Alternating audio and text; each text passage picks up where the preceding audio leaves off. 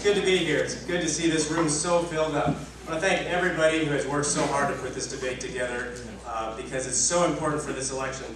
I'd like to thank all of our supporters, and I'd like to thank my family for being here. You can tell that my boys got their looks from me because my wife still has hers. They say the mark of insanity is doing the same thing over and over again and trying to get a different result. Folks, it's time to stop the insanity. People have been asking, well, what's the difference between us 5 candidates? And you know what? I respect each one of these men for putting their names out here and being willing to run for office. But there are differences, and let me give you a couple. One is I'm a small business owner and a farmer. There's not too many of those in Washington. I'm the only one on this stage who's led the charge right here in Indiana to erase $1 billion deficit without raising taxes at the state government level.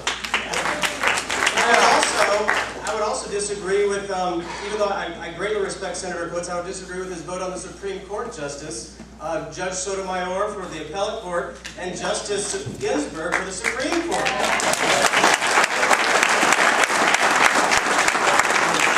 I think we also need to stop raising the debt ceiling. Folks, I oppose deficit spending in this country. It's time that we stop that problem in Washington before all else.